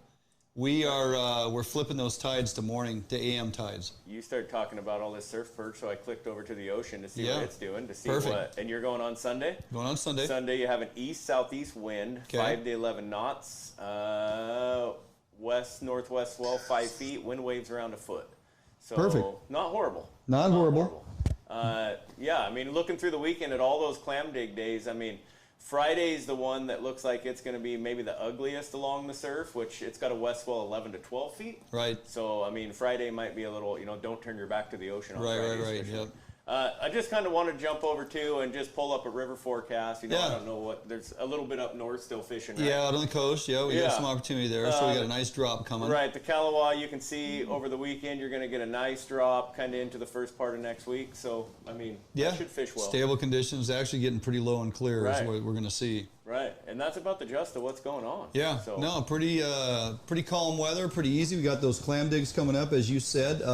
March 6th, Friday, all the way through March 11th, Wednesday. And we have successions of clam digs coming up, multiple weeks coming up here. Once we get to April, those morning tides kick in, and now you have full daylight hours to get the kids out. Spring break will be coming up. You have some clam digs to take opportunity of. Get them out there and surf perch fish. Lots of good opportunity. Just because we can't chase steelhead all the way into end of March, we have other things that we get to go do. Spring is around the corner. Spring is around the corner. So we got that. Some of our lakes opened up. Eastern Washington lakes opened up on March 1st, and I saw some real nice trout getting pulled out of a number of lakes over there on the east side. So you got opportunity there. If the ice has removed itself from some of your lakes, you have that. And/or some of you folks are still ice fishing. So that's some good stuff. Next week, we're going to get into some lingcod discussion and bottom fish. Yeah. The opener is on the 14th. Jason, I know you can't wait, right? Oh, yeah. So March 14th is that lingcod opener in the ocean, and bottom fish season officially begins. It goes all the way through October 31st. It blows me away, Barnum, and we've talked about it, that we can actually sustain lingcod fisheries from March 14th to October 31st with a 2-fish limit. Of course, we have days where we have openings on deep water. Other than that, it's near shore or in tight. But the populations of lingcod are so strong. That's crazy. It's unbelievable because the amount of poundage that is harvested throughout an entire season. Right, like I said, I go out and fish a lot of those near rock piles where the charter boats are hitting them constantly. Day after day. Plugged. And they're there. They're still there. So be sure and take opportunity of that. And Jason, I know for guys like you that don't have like a big boat, you jump on with some of your buddies that run these charter outfits out of Westport. Man, and it is money. Best money you can spend as far as what you're bringing home, put in the freezer, right? Oh yeah, $140, $150. You go home with a bag full of fish, filleted, and just ready to go to your barbecue or vacuum sealer. It is money. And that's something. Some of the best eating fish out there too.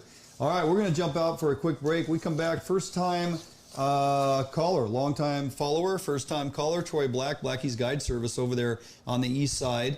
Troy is busy chasing kokanee and rainbows around Lake Roosevelt, and he is willing to take a little time with us this evening, and we're going to break it down, kind of tell you how to target kokanee versus those triploid rainbows. If you're targeting kokanee and you're catching triploids, you're probably doing it wrong. So we want to basically dial you in so you can go over to that east side and find some success. We'll get Troy on the phone here during the break. Don't go anywhere. We'll be right back here on FHN.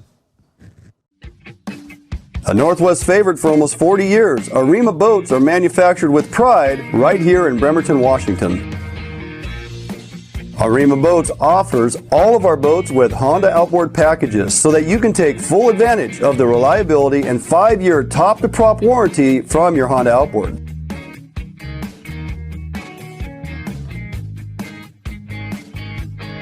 With literally thousands of Arima boats on the water throughout the Pacific Northwest, Arima boats are a proven hull design that offers incredible fuel economy and all of the amenities that a serious angler is looking for. All Arima boats are built without any structural wood materials. That is why we back our boats with a lifetime warranty. All of our Arima boats are designed to maximize deck space while also providing ample seating. Contact us today at Arima Boats for all your boating needs and let us help you get out on the water.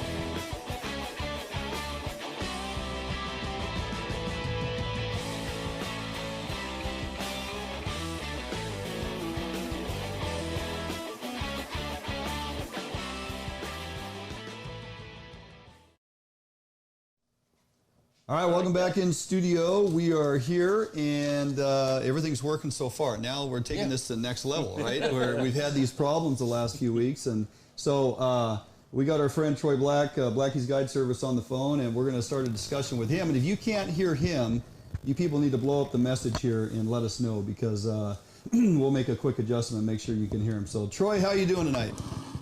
Good. How are you guys? Hey, we're doing great, man. First time I've had you on the show and been wanting to get you on here because you got some really good stuff going on over there on the east side. So thanks for joining us. You're welcome. Thanks for having me. Appreciate it. Yep. So you've been fishing kokanee and triploids and whatnot over there, Roosevelt, and those east side fisheries, you know, even the Brewster stuff for quite some time. How many years have you been guiding over there? I'm going on probably 15 years now. Yeah. Guiding. Awesome. Yeah. Yep. That kokanee fishery on Roosevelt seems to, like most kokanee fisheries, can kind of go up and down a little bit, right? Yeah, that's true. It's difficult. So the last time I think I had pretty good success over there was 2015, 2016. And it seems like we had a couple years where it's a little tougher to find those bigger ones. Is that kind of the case? Does it kind of cycle it like most kokanee fisheries? Yeah, it does. The those fish come in. There's three DNA species of kokanee in that lake, in Lake Roosevelt, and the big fat Lake Roosevelt, you know, the football kokanee, the ones that everybody gets goo-eyed about, they're in lake spawners, and so it does cyclical, you know, it does with those big fish. Yeah. Go ahead. Oh, no, go ahead. That bigger class of fish this season, how big are you seeing those fish? Right now, those fish we're seeing anywhere from about 19.5 to 21 inches. Oh, so that's good fish. Yeah, with an occasional 22. This year I've got a 22.5 and a 23 already, wow. Which is, you know, that's going to be a 25 and a half inch fish come July. Yeah. So I mean they're big. They're big fish. It gets awful warm over there. How late into the season will you fish that particular fishery? You can actually fish it clear into July. Yeah.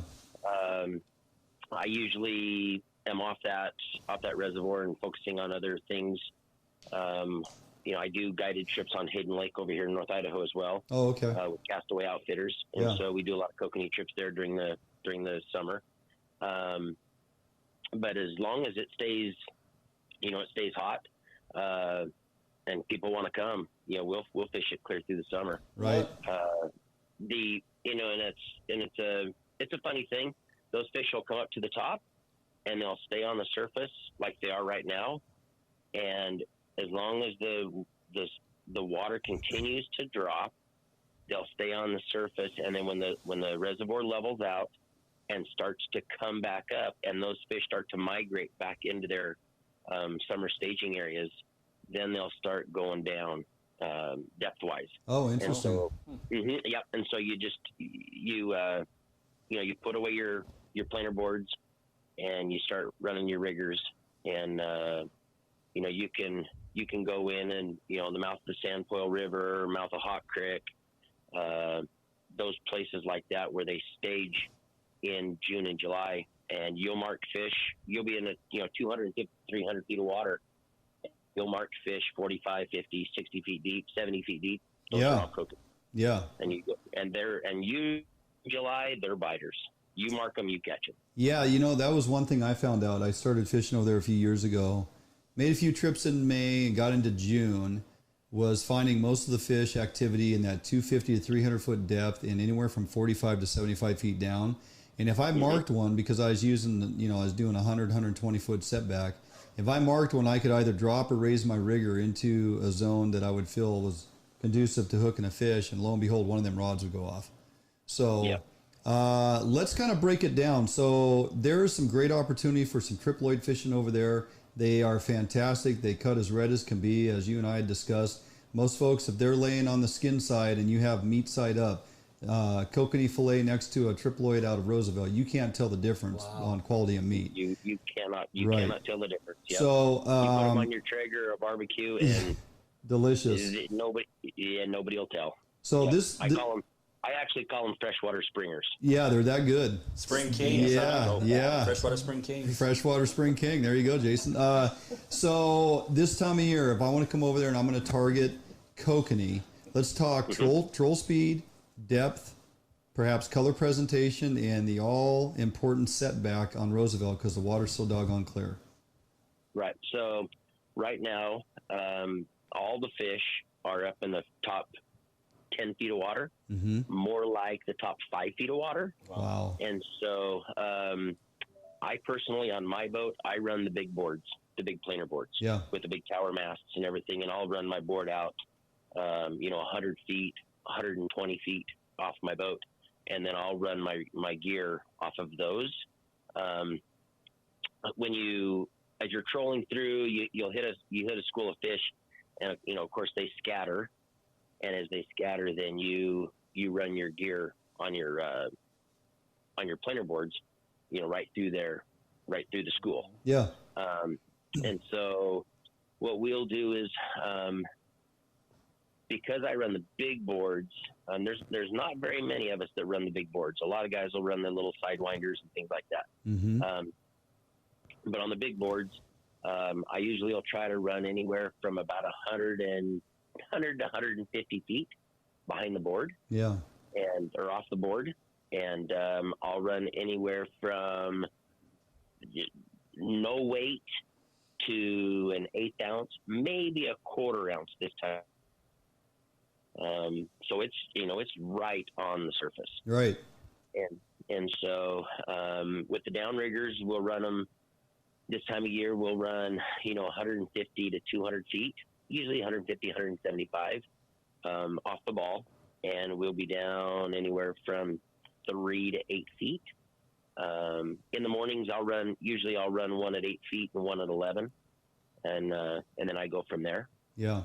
And then right out the back, I'll flatline another set of gear that's out there, 175, 200 feet. Right. And usually just flatline that one. Yeah, setbacks are tremendous over there. I think a lot of folks come over there from the west side and they're used to shorter setbacks. I mean, I guess it typically depends what you run over here on the west side. I'm a proponent of 80 to 100 feet back behind my boat just because I like the opportunity for adjustment when I do find a school.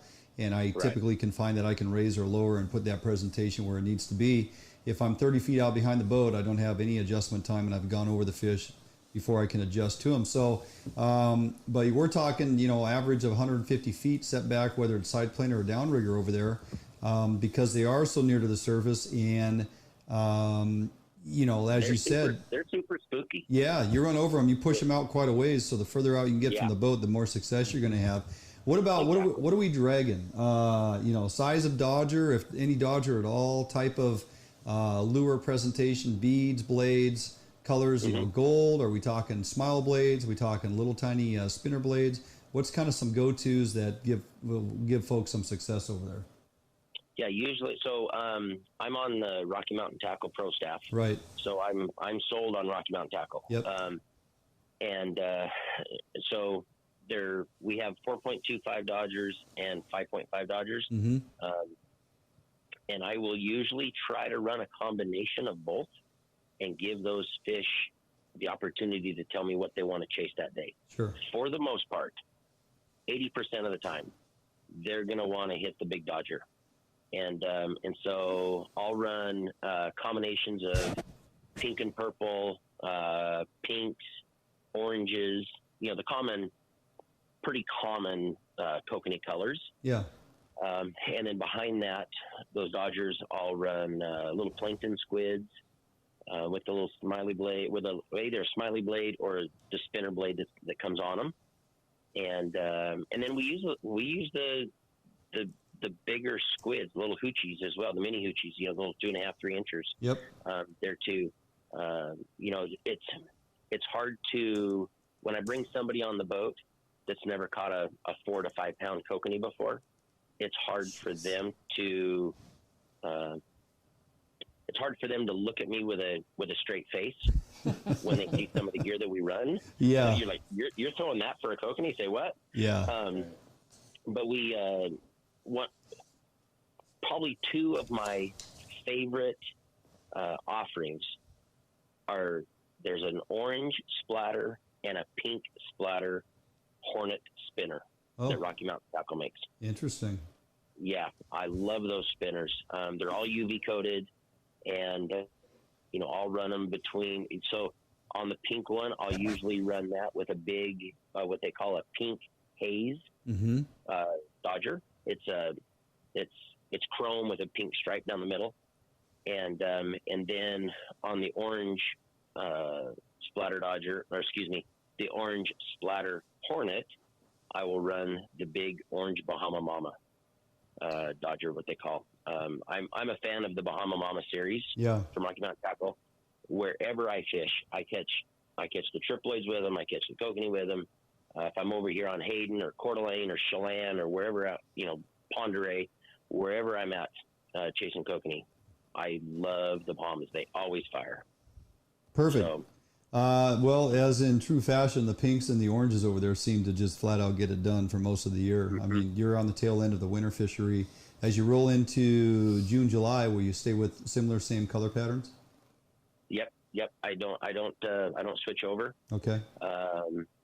As those fish start to go a little deeper and start staging for spawn, we use the same gear right off our riggers.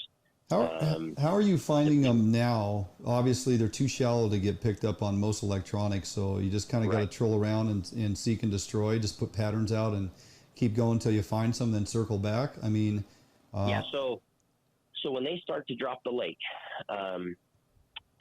generally speaking, they start to drop the lake the end of January. This year they started a little later. So they're trying to work on the dam a little bit. From what I understand, they've got a head gate that they need to look at before runoff, and so they're dropping the lake big time right now, like almost a foot a day. Oh wow! Which, think about that, 140-mile reservoir, and they're dropping it that much. So that's flushing all the shrimp, all the feed down towards the dam, and so those fish just migrate right. They just keep going. They just follow the feed. Yep. And so this time of year, because they're here today, gone tomorrow, you just got to get out and start covering the miles. Right. And get out on the scum line out in that 250, 300 foot line out in the middle of the lake. If they're not there, get over to the shore and put your boards, right up on the bank. And sometimes those fish will be right tight against the bank. What brand of side planers are you running again? Those big boards? Yeah, the big boards. Well, these are homemade boards. Oh, okay. That a buddy makes. Frisky Jenny makes them over here in North Idaho. Okay. And they're just, they're the big, they're 30-inch long boards. Oh, those are the big ones. Yeah, big boards. Okay. Yeah. Before we got to jump out of here, Troy, let's jump real quick to triploids. This time of year, if you're that shallow and that far set back for kokanee, what are we changing up, if at all, if we're chasing triploids? Because the water temp right now is the key for the triploids. We're really not changing our gear tactics too much. They'll hit the Dodgers and squids and things like that. However, they are a huge sucker for flies and night crawlers. Yeah. Little apexes, right, with some corn on it. Yep. And so what we'll do is, if we're targeting the kokanee at 1.2, 1.3, maybe 1.4 miles an hour, we'll crank her up to 1.8, 1.9, sometimes 2 miles an hour, and pull flies. That's what I've done my whole life there. Yeah. Pull flies and night crawlers, And so in November, when we start fishing it, it's usually November, December. Those are your big triploid months. that's when you're going to go out and, catch 30, 40, 50 fish. You pick the 5 you want to kill. Right. And you just have a ball doing like it. If day. people are wanting action, November, December is some of the best fishing that Northwest has. That's crazy. That time of year, cold, and yet they're so active. And, the great thing about that is, unlike some lakes where we have a mixed limit as far as your kokanee and trout count for your 5, limit. Over there, you can get your 2 wild kokanee, and you can get your 5 triploids. Isn't that correct? Correct. Yep. That's correct. Kind of a bonus limit. So, or you can keep those hatchery kokanee too if you can find them. But if you can find them. If you can find them. So those are the unicorns. Those are the unicorns. More so, the people want those big wild ones. Well, we will be paying you a visit over there in the near future. I plan to drag the Fish on Northwest Raider on over there several times. And we're actually putting together a group function that I'm going to fill you in on here in the near future and see if you're available to join us when we come over there sometime in June. So I'll get you more info on that. I just started finally getting some answers and putting that together. We'll kind of give it a little announcement here later on what we're planning. Should be a good time, but would love to have you involved with that as well. Yeah, for sure. Come on over to the east side. The sun's starting to shine about every day, and weather's nice. So spring has sprung over here. Perfect. All right, Troy, don't be a stranger. Appreciate you taking time tonight. That was some really good info I'm pretty sure folks will take advantage of and come over there and pollute your lake with West Side boats. Yes. All right, thanks for having me. All right, you bet. Take care. Bye. Okay, good night.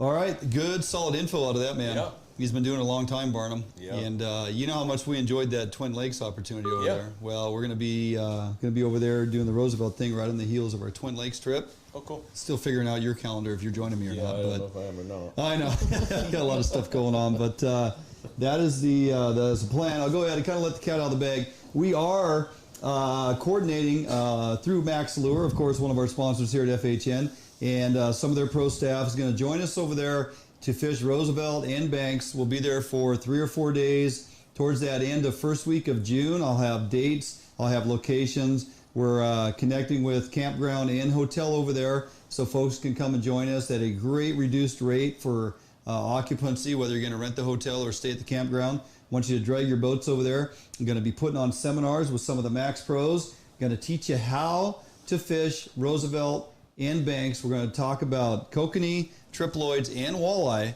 So you can go home after 3 good days of fishing with a cooler full of some real nice, tasty treats. So more info on that to come soon. I've had a lot of folks asking me the last year or so, since we had done an event over there a couple years ago that was very successful. People want to get over there and fish for those big kokanee, and this is another fantastic year. Much share it too. Oh yeah, much like, remember I told you we got to have some invites, right? So we'll get you guys at Washington State Fishing to join us, and not just come over and fish, but learn from the pros that fish it and run clients out there. They're going to give you seminars. We're going to have some free swag to give away. And we're just on the very front edge of this thing, but we're going to build it over the next several weeks, Jason, and we'll share it out there. And hopefully, the more people we get, potentially the better rate we're going to get on some of these rooms. They're already giving us a great reduced rate. They want us to come over there.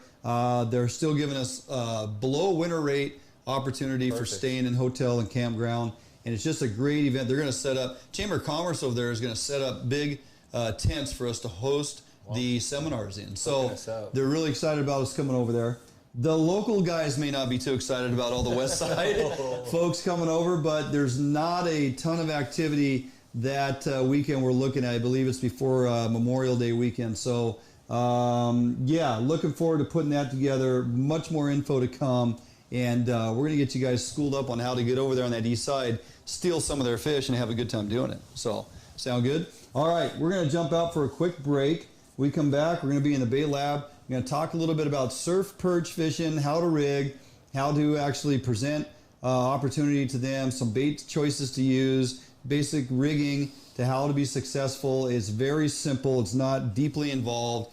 A caveman or even Jason could do it. So we're going to break that down. Because with all these clam digs coming up, you guys got to take advantage of this surf perch fishing. It's a great time. And they taste delicious. So why not do it? All right, we're going to jump out for a break. We come back. We'll be in the bait lab for Surf Perch 101 right here on FHN.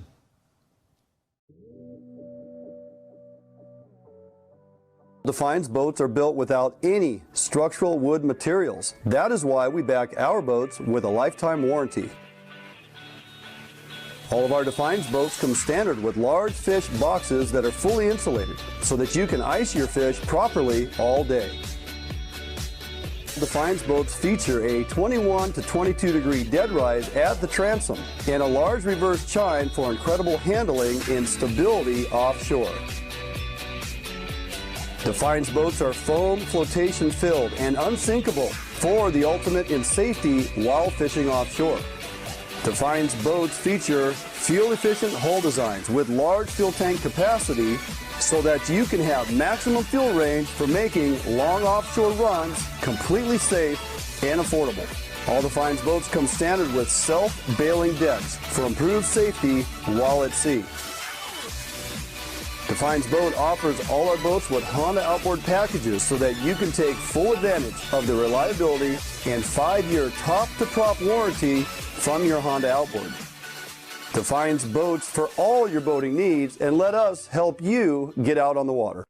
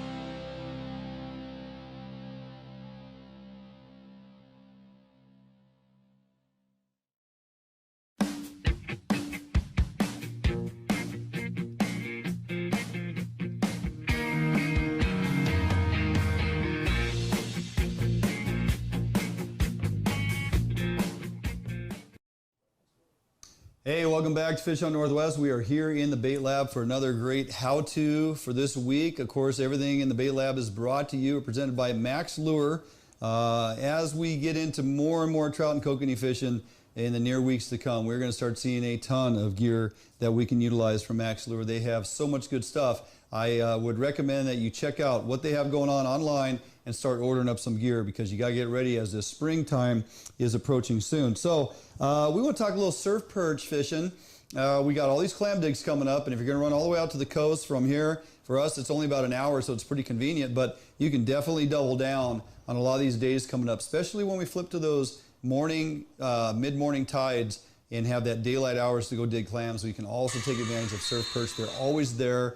They're in abundance to the millions all up and down the coast, and they are delicious. If you haven't eaten them, you're missing out. And it gives you another opportunity to go out and harvest something for your freezer and to provide for your family, and it's a heck of a lot of fun. It's a little different than what you probably normally do, but again, what isn't tried, you just miss out on. So pretty simple rigging too. If you guys fish for perch or other type of fish in lakes where you use drop setups and multiple hooks, essentially that's all it is. Some of these rigs come ready to go, albeit I like to change them up a little bit. These crappie rigs by SMI are fantastic, but I like to change them out a little bit in that I don't particularly like that size of hook that we're using for surf perch. So it comes with this pre-tied leader and a couple of spreaders on there, and basically what this is a drop setup with these spreader bars on here, these little spreader wires, It's about a 2.5 foot leader with a swivel and a snap swivel on the bottom, which is going to hold your weight, okay? So the weight goes at the bottom, and this clips to your main line.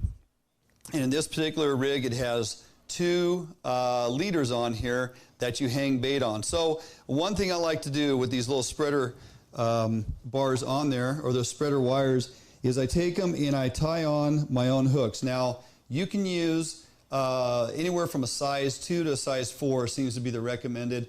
I just kind of split the difference. I have a whole bunch of these Vision hooks that I've had for years. They are size 3, and for me, when it comes to surf perch, these size 3s work really well. The other thing I do, and this may seem like a little overkill, but I use it because of the stiffness of the line, okay? I will take basically Maxima 25-pound fluorocarbon because it's very stiff and springy. I can take a foot of that, tie it onto my hook, secure it to my wire on here, and the way that that stands out away from the main dropper leader is why I like to use that. It's very springy, and it's somewhat, if you use a softer line like a 10-pound, you're going to catch fish, sure, but it tends to just hang in and it wraps around your main dropper more often. So there's nothing wrong with beefing it up a little bit. Plus, pounding in the surf and whatnot, these leaders are going to last a better part of most of the day. If you don't get hung up into some rocks or something, you're going to be able to fish these leaders all day long. You keep your pliers with you, hook some surf perch, unhook them with your pliers, drop them in your bag. These leaders are just fine to keep on fishing. So I take that standard little crappie rig and I remove the main hooks from them. I tie on a size 3 or 4 onto a 25-pound fluorocarbon because of the stiffness, and that's how I like to rig those. Some other options as far as the leaders is I picked up a few of these packets from Fishfield are these Zabiki rigs, okay? They come with 6 hooks on them, and I found out that basically by taking these and cutting them in half, I can utilize a three hook setup. Off of my rod, I got my swivel up there, drops to this main dropper. So when I cut it, I retie a barrel swivel at the top, snap swivel at the bottom for your weight, and I'm fishing a 3-liter rig. Now the nice thing about these is they have a little extra glow with this little glow bead on here. I think you can probably see that from over top. Got this nice little glow bead on there. It's got a size 2 hook, which is just fine. It has some flash to it, and when you put a little piece of bait on there, the surf perch absolutely love these things. So thereby taking something that's actually designed for another type of fishery, by simply cutting it in half, it gives me 2 riggings that I can use with multiple baits and multiple hooks. And if I end up breaking one off, I'm still fishing a couple baits, and they work really well simply because of a little bit higher visibility, a little bit of flash, kind of grabs their eye, and you put bait on there. Let's talk about the rod real quick. You know, often we're surf fishing, so we need to cast pretty great distances out into the surf. Using a 2 upwards of 3 ounce, typically a 2 ounce weight is going to get it done, hanging on the bottom of your presentation, and that's going to get out there and just land and drag around the sand a little bit. You can use a pancake sinker. Some folks choose to use cannonballs, although they tend to roll around and get tossed around in the surf. For your best bet, a lot of folks will utilize a 2 or a 3 ounce pyramid sinker. Those work great because they kind of grab the sand even more than these pancake sinkers, okay? So you have some options. I guess it's just personal preference. You want to utilize a rod that is 10.5 at the minimum, upwards of 12 feet. This is an 11.5 foot rod, spinning rod. Spinning rods work great because of the distance you can cast. I like to spool those up with like 30-pound braid, 40-pound braid. I use braid because of casting distance. Once again, you can get it way out there. You don't have some thick, heavy monofilament that's kind of dragging it down. And I put a little 6-foot top shot of like 20-pound test on there just for durability, and it's going to get tossed around and beat up out there in the sand and sometimes in the rocks. So you want to have that extra strength of line just for durability, so you're not having to swap it out all the time. But you know, 10.5, upwards of 12 foot. Some folks use upwards of 13-foot rods, whatever you can handle. Spinning outfit preferably. And again, utilizing braided lines so you can cast great distances.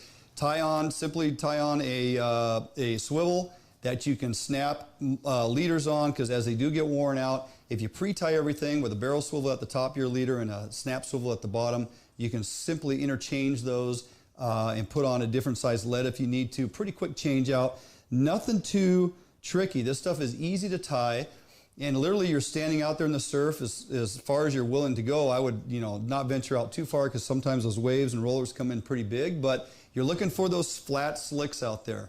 Outgoing, low tide, as you're getting ready to go dig your clams and whatnot, but as you get that low tide and you get those flats and those slicks out there, you're just winging that sucker out there. Let it hit bottom. Now, depending on what bait you're using also, you're going to probably catch some Dungeness crab. That's a pretty common deal.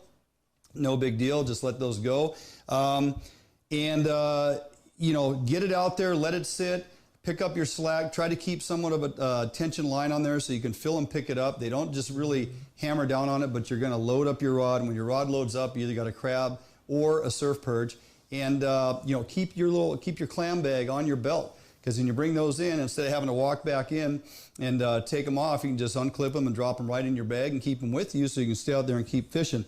Some days it's pretty fast and furious and get a number of them right away. Other days you got to work for them, walk up and down the beach, try to find different flats and things to look for. Depressions in the water is what you're also looking for. Some baits that work really well, these small gulp sandworms, these imitation little deals. They have a funky smell to them, but the surf perch seem to love them, and it's a durable bait. You're throwing stuff out there into the surf that gets tossed around and beat up. You want something durable.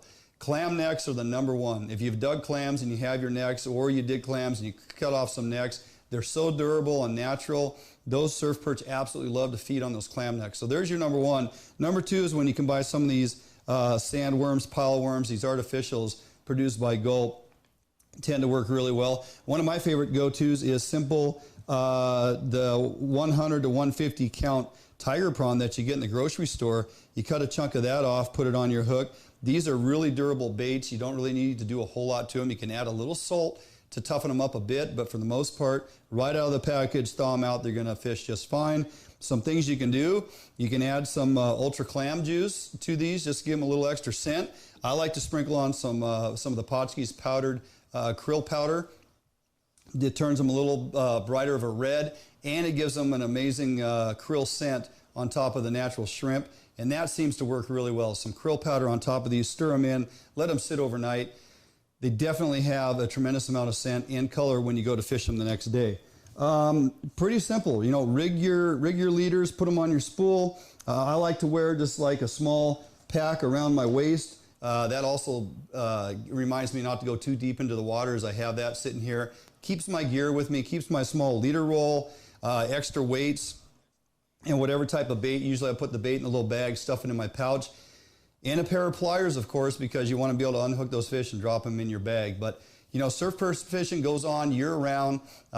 If you catch 10 in a day, you've had a really good day, and that's probably more than enough to fillet out. Check your regs of where you're fishing and see what your limits are.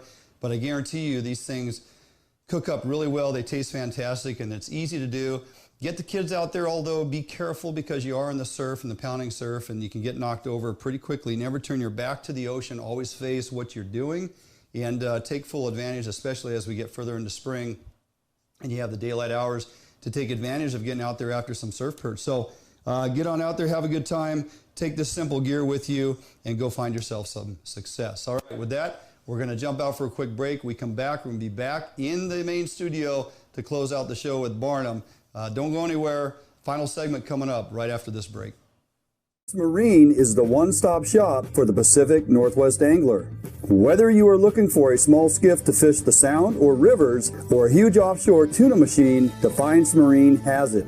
At Defiance Marine, be sure to power your boat with a Honda outboard package. Take advantage of the reliability and 5-year top-to-prop warranty on your Honda outboards. Our service department is always here to help and serve you as the customer. Did you know Defiance Marine has boat financing experts to help get you the best term rates on your new boat purchase? If you need financing for that new boat, call us today.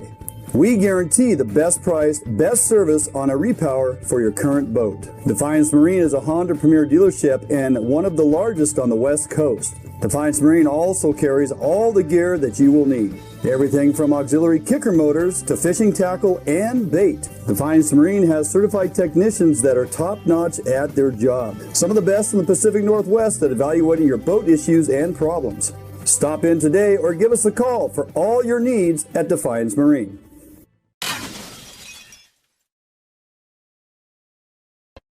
At Metal Supermarkets, we understand your need for fast access to a wide variety of metals, so we've made it easy. Our network of stores carries a wide variety of metal in all different types, shapes, sizes, and grades, with no required minimum order size. Who could ask for more? Simply tell us your dimensions online, on the phone, or in store, and we'll cut or process the metal to your desired size, often while you wait. We offer same-day service and can deliver the metal right to your door or job site. We even source hard-to-find metals, so no matter what you're looking for, Metal Supermarkets can provide it for you. And we're conveniently located with brick-and-mortar stores in Seattle and Portland, so you can check out our extensive stock for yourself. Superior customer service is guaranteed. Quality service from real people who know metal. We are the small quantity metal experts. To place an order, simply call a store to talk to one of our knowledgeable customer service representatives. Fill out a quote request online, order off of our e-commerce website, or visit one of our many locations and pick out the metal you want. Whether you're a small or large business, government, homeowner, or hobbyist, we make it easy for you to buy the exact metal and just the amount you need. We've been doing this for over 30 years, so we know how to get it done. Metal Supermarkets, the convenience stores for metal. Visit or call a Metal Supermarket store near you today. What if there was a smarter way to search for your new home? Introducing the Better Homes and Gardens real estate website and mobile app. This revolutionary new search tool puts your needs first. Narrow your search to what matters most to your family, like school data, school districts, and even walk scores. Get easy access to your local affiliated agent, as well as unique and local insights about neighborhoods and properties directly within the app. With synced and saved preferences, you'll always pick up wherever you left off. Get your smarter search started today with Better Homes and Gardens Real Estate.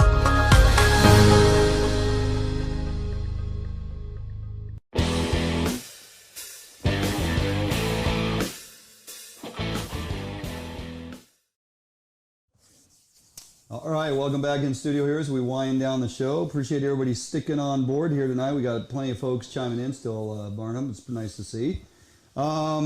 Hey, so one of the things going on this week, along with ongoing budget there with legislators and things happening relative to WDFW budget, is there's been some provisos introduced into the WDFW budget, which is basically a fancy word for saying changes or alterations that some senators would like to introduce. We have a proviso introduced by Senators Vandy Wedge and Rolfs to the tune of around $7 million.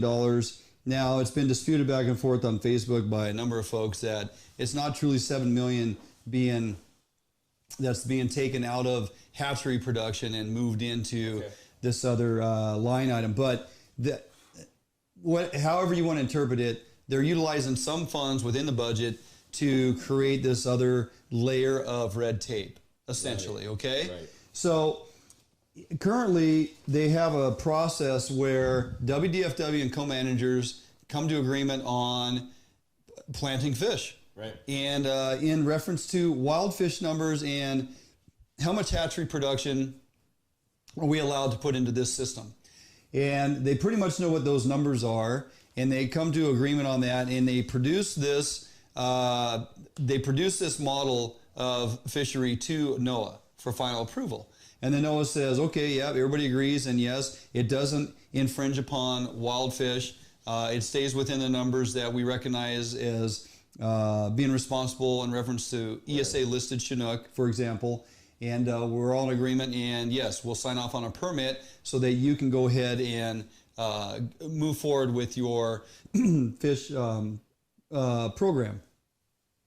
For some reason, a few legislators decided that by this current system that's in place, the Hatchery Genetic Management Plan, the HGMP that everybody kicks around, in that process of review and final say, and then NOAA and all these layers is not enough.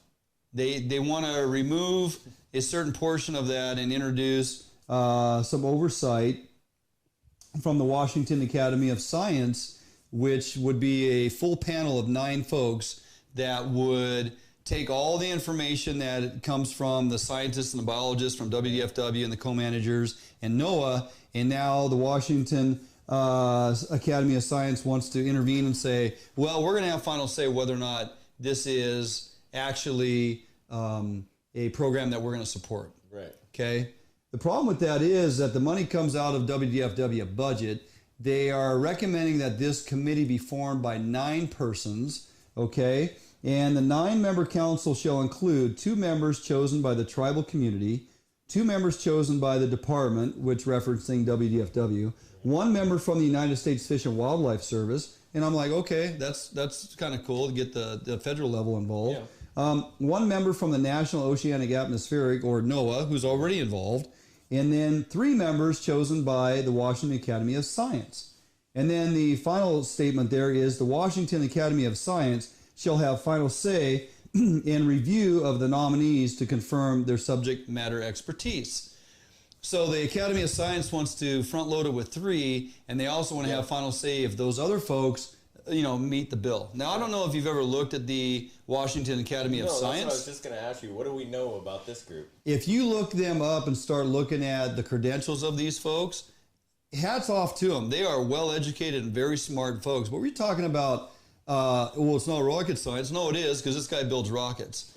and this lady over here is involved in some other type of scientific research on another planet. I mean, these folks are like NASA, and they have, education and PhDs and all this stuff going on for them. And it's a vast array of tons of folks all across the nation. Of course, there's the Washington State component of it as well. But they have their hands in all kinds of different things on an extreme high scientific level. Yeah, I get it. They probably at the core of it in their studies and their abilities to understand, biology and all those things and oceanic and different factors that would be involved in being a scientist at that level. Right. But is that truly the scale of folks that we need to have input on monitoring the programs that WDFW and co-managers are trying to introduce in the realm of planting fish and fisheries recovery? Right. That WDFW biologists and fish managers and tribal biologists and program managers and NOAA scientists can't already come to agreement on based on years of research data and information that they've been accumulating for centuries, right? So the fact that they want to take monies from the budget, allocate it to this third layer party, and introduce them into the process is nothing more than government oversight, red tape that's not necessary, and just a waste of everybody's time and money. Not only introduce them into the conversation, but really give them the gavel. Yeah, I mean, at the core of it, when you read that, you're basically setting up this group to hold all the value and all the say-so, right? The co-managers, the Northwest Indian Fisheries Commission, wishes to express our support for the Washington State Department of Fish and Wildlife's 2020 supplemental operating budget requests, but opposes several proposed provisos. The main one here, I won't list the other ones because they don't reflect on this particular topic, is 307-29, which is much more expansive replacement for the Hatchery Scientific Review Group, the HSRG, and the recommendation from the Legislative Task Force this year. We, as we've testified before the legislators, task force this fall, a robust scientific process incorporated into co-management and federal review of hatchery operations is more than sufficient. So basically they're saying the process we do with WDFW and NOAA and our folks from the tribal is more than sufficient. We do not need an additional layer of bureaucracy on top of a multitude of existing state, federal, and tribal scientific review processes. So even the co-managers are on board submitting a letter to legislators to say, enough's enough. Right. We are trying to rebuild fish runs here. We are trying to bring back hatchery practices and upgrades. We are trying to work cohesively with the department and the co-managers and try to move 10 steps forward, not 9 steps back. Right. So this oversight, this introduction from a few folks who want to have their hands in, and I can tell you where this comes from. This comes from a few of our not-so-friendly native fish groups that are backdooring this stuff with monies and steering some of the decision-making process of these legislators with their lobbyists, and getting in the ear of a few folks to say, hey, what about this? How about if we introduce this group in a proviso that you guys can kind of just find its way to get in there and start working on these folks. And it's a shady backdoor deal. There's no room for it. It's oversight that's not needed. You guys need to contact your legislators and your senators and representatives and let them know that you want them to have nothing to do with this introduction of Proviso 307 29. And it's all over the internet. If you haven't found it yet, go to our Facebook page. You can read up about it. Again, the $7 million allocation is a little bit skewed, I believe, in what I've read. Right. But at the end of the day, the amount of money doesn't matter. No. The amount of money, there's going to be money shifted in the budget line item somewhere to account for these folks being in the process. Right. That alone is one issue. The big issue, as you pointed out, Barnum, would be the oversight of 3 folks from the Washington Academy of Science that basically has final say on who the other members of this select club gets to be, right? So there is plenty of things that are going back and forth on the interweb. The overwhelming response from most folks is we don't need more oversight. Right. We don't need more red tape. And you guys need to jump on board, get the information from our Facebook page, click on links, and make sure your representatives and senators get the message that you want to make sure they kill this thing in committee long before it ever makes its way to any type of floor for a vote or anything. Because it's not needed. We have enough problems going on, and it's one that I wanted to make sure we got on everybody's radar. On some good news, as we close out the show here, Barnum, on time, by the way. We're getting better at this. Only took us almost a year. Hats off to the Trump administration, and more so the efforts by bipartisan efforts, both Republicans, Democrats, to finally get this pushed through. And I'm talking about the Land and Water Conservation Fund, okay? The Land and Water Conservation Fund is an enormous amount of money that is generated every year by large oil and gas companies. Right. You have a range out there 200 miles offshore. Gas and oil companies drilling in the oceans 200 miles offshore pay into a fund. Now, this was established in 1964. Okay, it generates to the tune of $900 million a year. It was set up for monies to be moved into water and land conservation. And more times than not, actually, let me state it this way. One time since 1964 has 100% of those funds been utilized for land and water conservation, okay? Typically, it's about 50% of the monies find their way into different states and counties and used for appropriate funds. 50% of those monies are offset and moved into something else based on votes by legislation. Right. We're talking at the federal level now, okay? It initially was set up for a 25-year run, and then they voted it in for another 25 years, and then it got pushed in there for another 3 years, and then they went back, and it's been kind of like a 3-year cycle where they got to keep revisiting it. Do we want to keep it going? They finally, Senator Cantwell had her hands in this thing for the last couple of years. Credit to her in Washington State. She did a fantastic job representing this process and getting it pushed through. They ultimately came to agreement, bipartisan, signed off by the president. Now, actually, he signed off on it in March of 2019, okay, that they would support the full funding of the Land and Water Conservation Fund. And now, just yesterday, they finally signed that it would be fully funded year after year, and the money would be allocated towards Land and Water Conservation Fund. So what does that mean? I can tell you, and Ranella did a nice job on this one, speaking to one of the main senators that helped drive this thing for the last 50 years.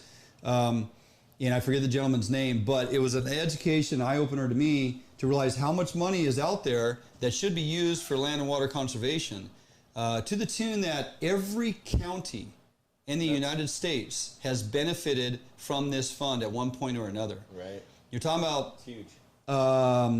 providing opportunity for people. If a county or a jurisdiction can't afford to put a boat ramp in, and it's been proven through the studies and the environmental impact studies and all the information has been taken care of, and they can present this and say, hey, we really need to have access to this body of water, albeit a river or a lake or, you know, whatever it is. These federal dollars are allocated to go towards completing those types of projects. So it is beneficial for your local jurisdictions to look at what types of things in the realm of land and water conservation are needed, especially when it comes to gaining access to certain things for people, whether it's land or water, for fishing or hunting or what have you, and even bird watching. I mean, come up with whatever, and then get the process moving forward, get the studies done, get persons on committee, submit this stuff, get some legislators in support, and push this thing through at a federal level. You might just get granted some funds to make these projects happen. We've needed a boat ramp on the Satsop forever. Upper Satsop could use a boat ramp. And this, you know, WDFW doesn't have the funds, or private companies don't have the funds. This is one of those things. $900 million a year. If you go through the hoops and do it right, this money is now there. So thanks to current administration and folks working diligently behind the scenes the last couple of years, they've been really working hard on this one. This is a huge win for outdoors, fishing and hunting and conservation overall. Really, people need to be very proud of where this is at. And, you know, hopefully Washington State and Oregon and Idaho in the Northwest can take full advantage of getting some of those money. So anyway, lots of things getting fired off here.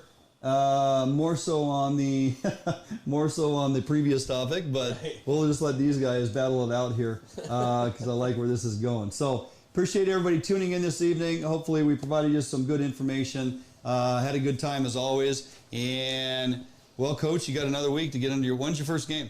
Not next Monday, but the following Monday. Okie doke. Yeah. Okay. Not very far away. How's the team looking? Not too bad. Not too bad? I mean, we have mostly returning players. Yep. A lot of returning starters. Right.